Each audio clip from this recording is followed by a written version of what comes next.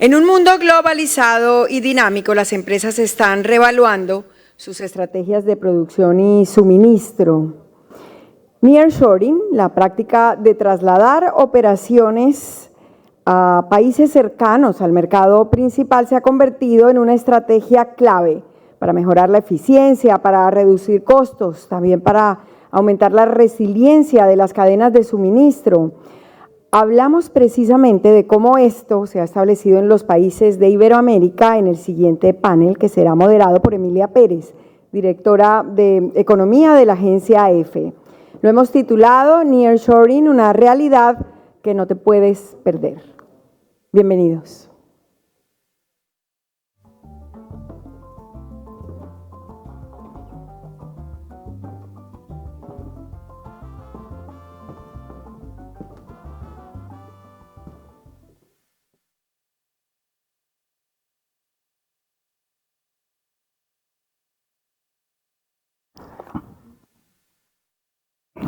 Pues buenas tardes a todos. Empezamos ya esta mesa en la recta final de un congreso que aprovecho la ocasión para felicitar a Nuria y a todo el equipo de CEAPI por esa maravillosa organización. Como decía la presentadora, vamos a hablar de Nearshoring, vamos a hablar de ello con dos ponentes, con dos voces autorizadas en este fenómeno y encima en un país que pues es un alumno aventajado de este fenómeno del Nearshoring. Lo vamos a hacer además desde una doble perspectiva, desde la perspectiva laboral con don Pedro Aces, secretario general de la Confederación Autónoma de Trabajadores y Empleados de México, y desde una perspectiva más empresarial con don Alberto Espinosa, que fue presidente nacional de la Confederación Patronal de la República Mexicana, Coparmex, y ahora es presidente y CEO de Global Assurance. Para empezar, si les parece, voy a pedirles a los dos que me hagan una definición de lo que es este fenómeno y una radiografía de cuál es la situación actual. Empezamos, si le parece, señor Aces, por usted. ¿De qué hablamos cuando hablamos de Nearshoring y cómo está la situación? Bueno, primero que nada, muy buenas tardes a todas y a todos. Muchas gracias, Nuria Vilanova, por esta oportunidad de poder expresar y dar a conocer lo que hoy en México se está haciendo con esta relocalización de las empresas, con el Nearshoring. Saludo a todos y cada uno de los hispanohablantes que están en esta sala y muchas gracias a ti, Emilia, por la conducción. Hoy México vive momentos muy especiales en materia de crecimiento económico. El Nearshoring nos va a dar la oportunidad hoy de llegar a tener en los próximos 10 años un crecimiento que calculamos nosotros entre un 5 y un 8%. Y es una oportunidad que no podemos desperdiciar un segundo. ¿Por qué? El Nearshoring nos va a traer abundancia, riqueza, inversiones. Y eso es porque a través de los años, cuando la pandemia que tanto lesionó al mundo y la guerra económica que tiene Estados Unidos con China, hoy la cercanía que tiene México con los Estados Unidos nos da la oportunidad de que vengan las inversiones. Y nosotros, en mi caso, como dirigente nacional de la Confederación Autónoma de Trabajadores y Empleados de México, que es una confederación que alberga 1,193 sindicatos de diferentes ramas, tenemos la obligación de darle a todas las empresas que van a invertir a México mano de obra calificada. Nunca más en México vamos a permitir que digan ven a México porque en México hay mano de obra barata. La mano de obra se tiene que pagar bien. La mano de obra tiene que ser bien remunerada. ¿Por qué? Porque es una necesidad. Mientras el trabajador tenga un mayor ingreso, va a haber un mayor circulante y eso va a hacer que se detone la economía. Tenemos que estar preparados con centros de capacitación en las diferentes materias. Yo he propuesto con el gobierno del presidente López Obrador que se hagan carreras técnicas. Ya no necesitamos tener tantos abogados, ya no necesitamos tener tantos dentistas o médicos. Hoy lo que necesitamos en México es tener ingenieros que estén a la vanguardia, que los jóvenes se metan en los temas que hoy tenemos que ir a los ritmos que el tiempo de la modernidad nos está marcando. Y esto es que los jóvenes se metan a la robótica, a la mecatrónica, a la inteligencia artificial. Tenemos que tener ingenieros, las máquinas no se hicieron solas, las máquinas las creó el ser humano, y tenemos que tener técnicos especialistas para que en el momento que se ocupe dar un servicio de funcionamiento a las máquinas no se detengan. Como senador de la República, acabo de estar en un encuentro donde hubo un pataleo fuerte porque se quería reducir los horarios de trabajo. Y fuimos la única central obrera que no permitió que los horarios de trabajo en México se reduzcan. ¿Por qué? Tenemos que estar agradecidos con el empresariado. Yo vengo de ser hijo de un hombre que fue empresario muy reconocido en México y yo tomé la carrera de ser sindicalista para cambiarle el rumbo que tenía México sobre el sindicalismo y buscar mayor productividad. Decir sindicalista en México era peyorativo, la gente se asustaba, ahí vienen los de los sindicatos. Hoy no, hoy hay una armonía y aquí hay un testigo que es mi compañero de panel, a quien saludo, un hombre con mucha experiencia y que me da mucho gusto, Alberto, compartir contigo este foro. Los aumentos salariales que se han dado en México en los últimos años son históricos. 20% el primer año, 22%, 18% y luego 20 y 20 los años subsecuentes. Esto marca que si nosotros reducimos los horarios de trabajo, pues hay que reducir también los salarios. Y eso hace que los empresarios tengan que pagar horas extras. Y esas horas extras no las van a asumir el empresariado, se las va a trasladar al consumidor. Y entonces, ¿qué va a pasar? Va a haber una inflación que no tenemos necesidad ninguna en estos momentos de la vida de tener una inflación. Por eso fuimos en contra. No es por apoyar a un sector o apoyar al otro, es por querer y apoyar a tu país. Yo creo que este nearshoring, esta relocalización, por esa cercanía que tenemos con los Estados Unidos de América, que es el consumidor más grande del mundo, nos va a dar, a la hora que fabricas las cosas y a la hora que las consumes en el mismo horario, ¿sí?, pues un ahorro significativo. ¿Por qué? Porque pues eran muchas horas en barco para traer las mercancías a Estados Unidos. Hoy en la zona fronteriza, que tenemos más de 3,000 kilómetros en línea fronteriza desde Tijuana hasta Matamoros, podemos estar fabricando muchísimas cosas en el mismo momento que las están consumiendo en la Unión Americana. Pues señor Espinosa, la misma pregunta. ¿En qué situación o en qué estado se encuentra de desarrollo el nearshoring ahora mismo en México? Sí, muchas gracias, Emilia. Y reitero mi agradecimiento nuevamente a Nuria, a su equipo, un equipo muy profesional, pero también agradezco la hospitalidad de los colombianos. Nos han tratado verdaderamente de maravilla y felicito su hospitalidad, la agradezco y agradezco también la oportunidad que me han dado para poder compartir este panel con Pedro Aces, que yo creo que es importante hacer una puntualización. Raro es que en un evento de empresarios tengamos la oportunidad de hablar de un tema, de la trascendencia del nearshoring, con un líder sindical y con un líder de un sindicato patronal. O sea, la Confederación Patronal de la República Mexicana no es una cámara, no es una asociación. Nuestra confederación, que lleva muchísimos años, desde el 1929, ha estado jurídicamente constituida desde el punto de vista de un sindicato patronal. ¿Y por qué? ¿Y por qué esa gran diferencia con las cámaras? Porque nuestra visión desde que nació es centrar a la persona, al empleado, como la persona central del ciclo económico y social de una empresa. Nunca hemos dejado de considerar al factor humano como parte precisamente de lo que los empresarios debemos tener en cuenta para poder crecer y para poder asumir la responsabilidad social que nos corresponde. Y aquí distingo esta oportunidad de convivir con Pedro como un gran líder, pero con énfasis particular en que entiende las circunstancias de nosotros los empresarios, porque él también lo es, y él también es líder de un sindicato muy importante, representando al factor humano, al talento humano. Y bien señala la gran responsabilidad que deja en la mesa de que el empleado sea el centro de nuestra atención, pero desde un punto de vista verdaderamente digno y verdaderamente justo. Y ahí es donde yo saco a colación la responsabilidad que a mí me tocó vivir hace 12 años, cuando tuve la presidencia de Coparmex, porque buscábamos desde muchos años antes, con muchos líderes que pasaron antes que yo, con una posible modificación de la reforma de la Ley Federal del Trabajo. Y ahí, pues yo solamente contribuí en la parte final de ese proceso, pero la clave para poder llegar a un acuerdo, que tenía 40 años sin modificarse, una ley que ya necesitaba modernizarse, una ley totalmente inflexible. Y se dio en un proceso en el que la clave fue tener una buena relación con los trabajadores. El gobierno mediaba, pero si no nos poníamos de acuerdo, pues era muy difícil. Y así pasaron 40 años.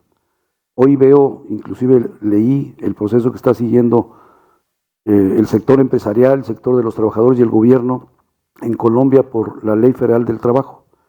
Pues ese mismo proceso que vivimos hace tantos años, yo lo distingo porque hubo un acuerdo, porque hubo un trabajo conjunto que previo a mi caso particular lo identifiqué en un líder que tuvimos, que fue Carlos Abascal, que aparte de ser un gran líder empresarial, después fue secretario del Trabajo, fue secretario de Gobernación del país. Yo era presidente de la Comisión de Cabildeo en ese entonces, y iba con él a todos lados. Y yo decía, oye, pero ¿por qué vamos con tantos líderes? ¿Por qué visitamos a tantos líderes? Porque tenemos que abrir la puerta al diálogo, a la comunicación, a los acuerdos, a los consensos, porque los dos pensamos lo mismo, pero no nos ponemos de acuerdo, y hay que hacerlo. Entonces, distingo nada más en tu respuesta, es que esta relocalización, en este caso del nearshoring, tiene que ver mucho con inversión y tiene que ver mucho con muchos factores que las grandes corporaciones siempre consideran en un checklist de decir, hay infraestructura, hay seguridad pública, hay X, hay Y, sí, pero también hay consideraciones muy particulares al sector de los trabajadores, al sector humano de nuestras empresas, y de ahí un diálogo que tuvimos con Nuria, en donde hablamos de la responsabilidad social corporativa, que debe ser corresponsal precisamente con esas grandes necesidades que tenemos que cubrir. No podemos los empresarios solamente circunscribirnos a las responsabilidades que nos lleva que la rentabilidad y que las utilidades y demás. Hay una verdadera responsabilidad en la utilidad también humana, en la responsabilidad social. Y ello lo pongo en la mesa porque de aquí en adelante, con todos los temas políticos que vive el mundo, con todas las adversidades que se presentan a veces para ponernos de acuerdo, no entendemos que detrás de todo ello está el poder cumplir las expectativas y necesidades humanas. Las máquinas, la tecnología, ya lo señala Pedro en muchos sentidos, pues tienen solución. Lo que no puede darse es que no entendamos que detrás de todo lo que se hace y de todas las grandes inversiones que pueden llegar, sin duda habrá viabilidad si contemplamos esa necesidad de atender inclusivamente esa responsabilidad que tenemos con el trabajador, pero a la vez, y ustedes lo viven, y aquí también se da esa gran expectativa que hay sobre las inversiones del nearshoring, de poder también desarrollar las comunidades alrededor de las empresas, la educación, la salud, la movilidad, la seguridad pública, sí, y es responsabilidad de los gobiernos, y ya vimos con éxito puntos de vista muy favorables, muy entendibles por parte de los alcaldes, en este caso de estas tres entidades de Colombia, pero también está detrás de la responsabilidad empresarial. Y eso es lo que también creo que es importante señalar. Importante, es una oportunidad, decía el señor Acés, que no podemos desperdiciar porque va a traer abundancia, riqueza e inversiones. Y les pregunto y les pido que sean más cortos en sus respuestas, porque nos hemos consumido casi todo el tiempo en la primera. ¿Cuáles son los principales desafíos para que de verdad aprovechar esa ventaja y no perder abundancia, riqueza e inversiones? Muy escuetamente, señor Acés. Aprovechar esta oportunidad que, como lo decía yo en mi primera intervención, de crecimiento. Hoy Brasil lo está haciendo muy bien. Todos los países de América, de Centroamérica y de América Latina tienen oportunidad también de atraer a todas esas empresas que están saliendo tanto de China como de Vietnam, como de Corea, y que se están viniendo a América por la cercanía con los Estados Unidos. Los crecimientos se están dando, las capacitaciones se están haciendo. México es un país que está listo para recibir a todas las empresas que vengan. México es un país confiable, hay que invertir en México, hay que tenerle confianza a México. Y con el próximo gobierno vamos a darle continuidad a la Cuarta Transformación. Y la Cuarta Transformación es muy simple, es apoyar con beneficios fiscales a todo aquel que se instale en la frontera norte, en la frontera sur. Ya lo dijo el presidente, con un 50% de descuento en el IVA Eso es algo importante también que a lo mejor no se ha dado a conocer en el mundo, pero hay unos incentivos fiscales muy, muy importantes que México tiene ahora como oferta para todos los que vienen a México a invertir sus dineros. Señor Espinosa, la misma pregunta. ¿Qué desafíos y qué retos identifica como los más urgentes o los más importantes para aprovechar esta oportunidad? También de forma escueta.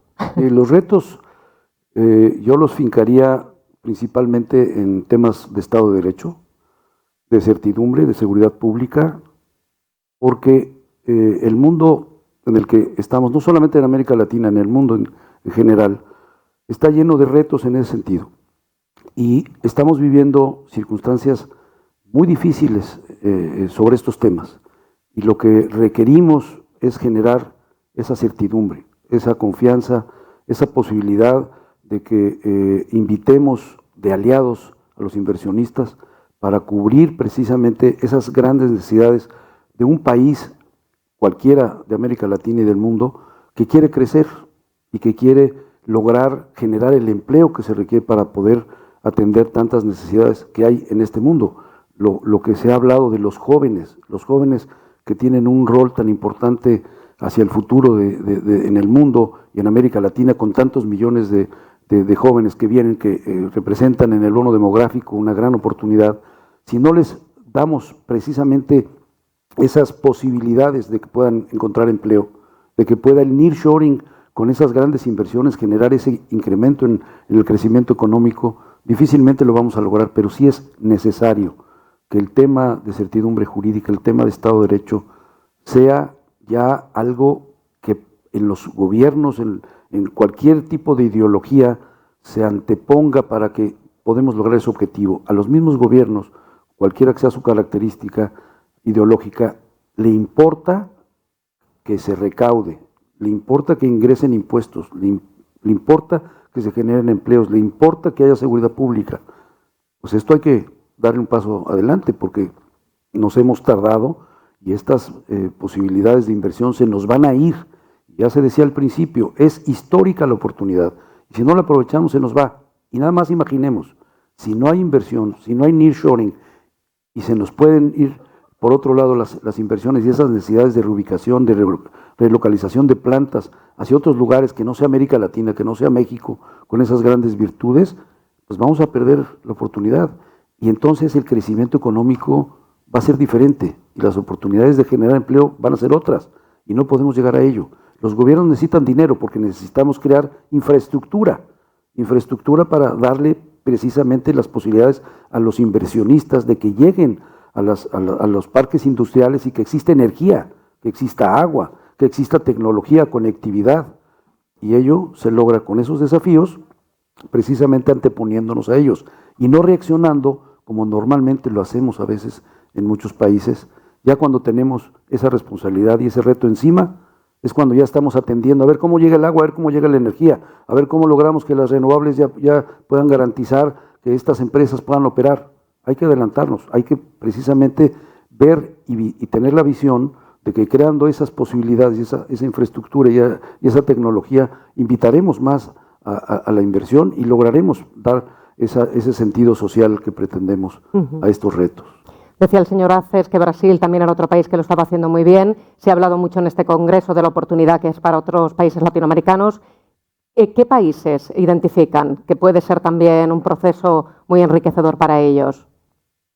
Lo más importante que hay es la cercanía con el país consumidor número uno que es Estados Unidos. México hoy es el socio comercial número uno de los Estados Unidos y eso lo tenemos que cuidar, ¿sí? Yo creo que la responsabilidad compartida que hoy dentro del nuevo gobierno de la doctora Sheinbaum nos ha implementado a trabajadores y a empresarios, tenemos un sistema tripartita muy importante. Mire, le platico brevemente.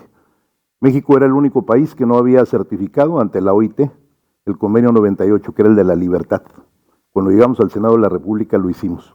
Después de ello, de ahí se desprendió la reforma laboral, a la que yo llamo en México la reforma del siglo, porque hoy el trabajador puede no solo pensar y suscribir cuál es el líder que quiere en su empresa, quién lo represente. Hoy puedes votar por los líderes libremente o votarlos a la calle cuando no estén pendientes de los trabajadores. Hoy el trabajador el empresario y el líder se sientan en una mesa a conocer el contrato colectivo de trabajo. Eso no pasaba antes, todo se hacía en lo oscurito. Y esa libertad sindical hoy me da la oportunidad que ahora, llegando al Congreso Nacional, a la Cámara de Diputados, vamos a hacer una ley para pedir que haya una comisión extraordinaria para vigilar el nearshoring, así como lo hemos hecho con el Tratado de Libre Comercio con Canadá y Estados Unidos, el TECMEC, que en el convenio 23 del TEMEC tenemos todo lo que es la mano de obra. CATEM, que tengo el orgullo de representar, es la única central obrera que abrió oficinas en Washington, D.C., para poderle dar seguimiento a todo ese tema de esos tres países, ese tratado trilateral. Pues hoy, desde el Congreso de la Unión en México, vamos a hacer una comisión para que sea perfecto el nearshoring, para que no se nos vaya, para que lo estipulemos en la ley, sobre el papel, porque las palabras muchas veces se las lleva el viento. Tenemos que hacer mejores hombres. Hablaba de los jóvenes, Alberto, y los jóvenes pues, es el futuro de México. México es un país de juventudes, y los jóvenes, por eso yo me opuse a la reducción de horarios, porque los jóvenes quieren trabajar más y quieren ganar más, y hay que impulsar a las juventudes. Los jóvenes de hoy van a ser los hombres del mañana. Señor Espinosa, a usted le quiero preguntar, hablaba al principio el señor Acés de la perspectiva de crecimiento que puede suponer el nearshoring, pero ¿se está notando ya, la economía mexicana está notando ese impacto o todavía no? Yo creo que estamos en camino, en un camino muy retador hacia el crecimiento. La expectativa para países como México y varios países de América Latina, pues se centra en ese reto de que queremos hacer crecer las economías. Y nos hemos visto afectados por diversos factores para no lograrlo.